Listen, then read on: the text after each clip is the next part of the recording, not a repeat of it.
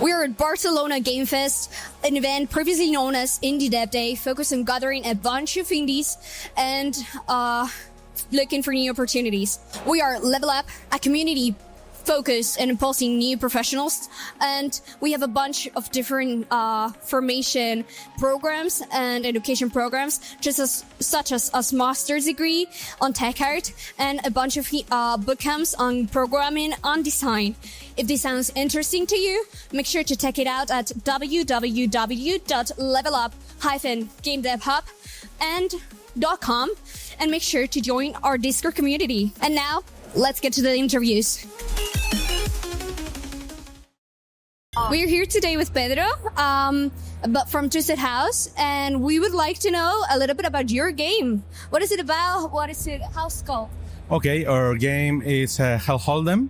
It's a roguelike with cards, some kind of poker, but the main action in the game is cheating. It's a game about cheating. Yeah. Okay. Anything else? Yeah, you are the magician. You are more or less like a detective of the occult, but also a Las Vegas magician. And you go to the hell to rescue a soul and must play cards with demon in the Hell Hold'em, some kind like Texas Port Hold'em. And you need to change cards, make your best movement, but also cheat a lot because devils are cheater. The only way to defeat them are cheater more. Yeah. Yeah, I definitely. What are the main mechanics? What are we playing? Your main mechanic is the mechanics of poker, but you have three main weapons. You are the ability to use the spells to change the cards. You have your sleeve to make cards that you have at your pocket. And of course, the infernal deck that you can increase with new sleeves, with magic cards, and things like that. That's so interesting. Where did the idea come from? In our team, we have a strong background from role-playing games and board games, and we try to put all the experience in game mechanics and narrative in the video game show, no? And so, what plans do you have in the future? In the future, we are trying to finish the game. We have the opportunity to think about expansions of the game, but also we are thinking in the next game, of course. So best of luck with everything, and thank you. Thank you so much. So we're here with Laurino from Bloom Umbrella. Tell us a little bit about your game. What's the name? What is it about? Yeah, the game is called Ashborn Empires.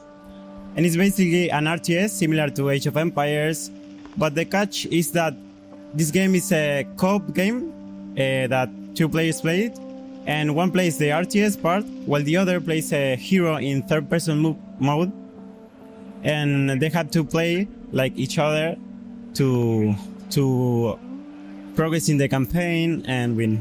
And what are the main mechanics, the core mechanics? Yeah, the core mechanics in the beginning is the basic of RTS. But you gather resources, you build your base, train villagers and stuff.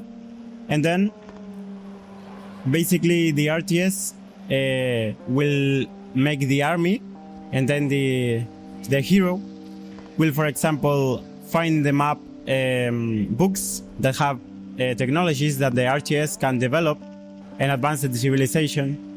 Then it can also find weapons that are from ages that are more advanced, and that will give it an edge. And then it has a combat similar to Bannerlord, where it's directional. You have to choose where to attack and then where to defend as well.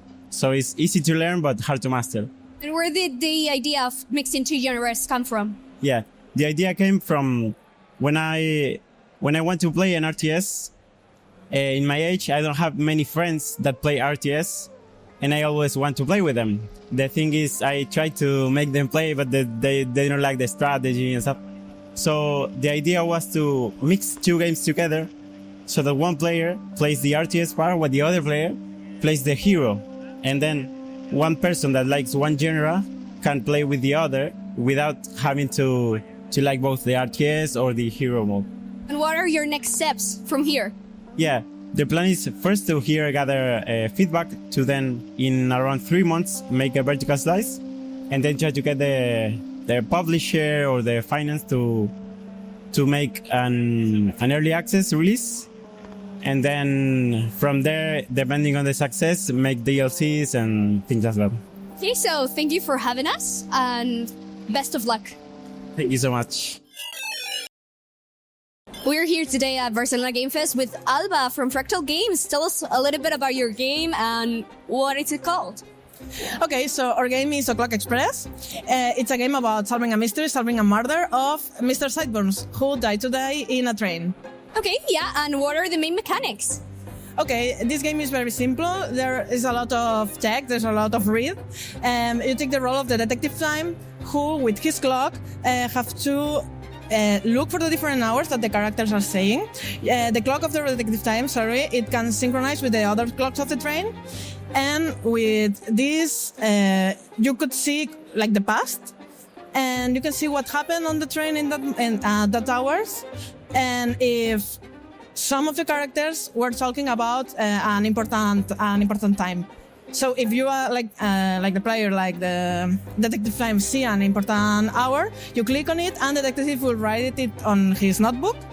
And when you have all of the hours written down, and you can see all the story, then you have to say who was the murderer of Mr. Sideburns, at which time he died, and where were all the suspects at the time.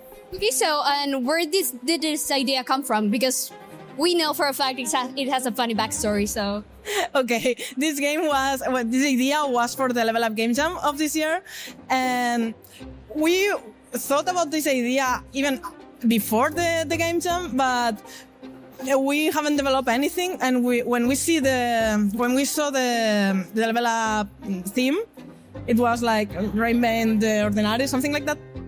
We thought maybe this could work, so we developed it a little further, and we ended up with O'Clock Express. And you even won for Best Narrative this year, so congrats.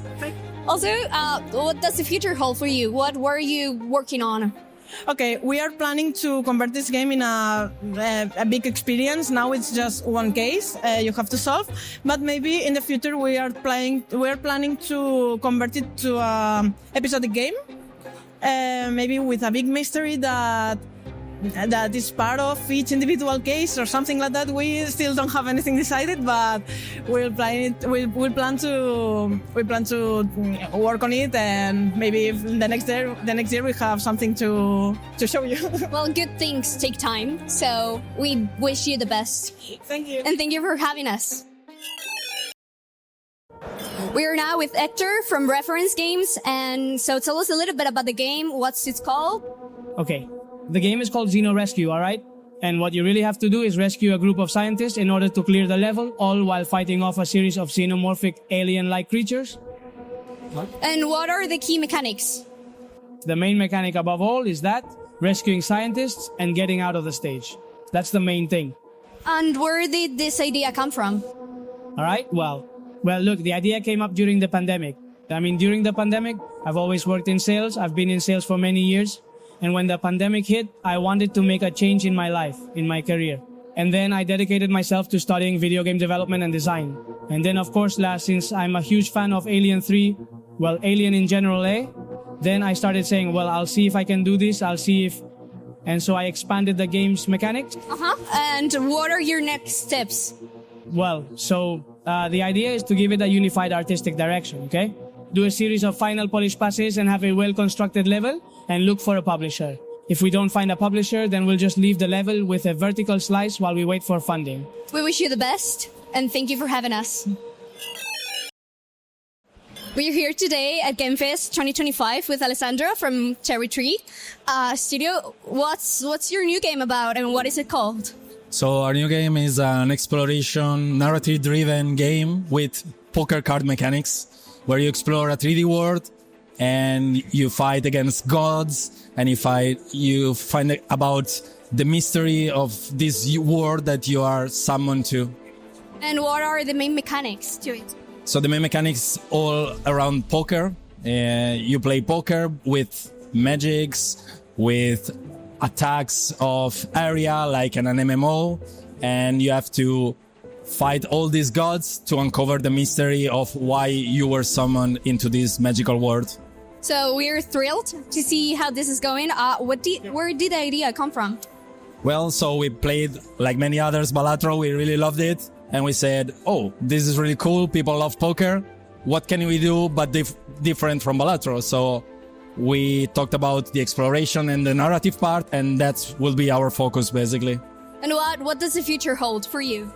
Well, right now we are creating a vertical slice, and then we will do early access on Steam so that people can play it and enjoy it. We can't wait. Thank you for having us. Thank you. We're now here with Danny from Loom Studios. Tell us a little bit about the game you're developing and how it's called.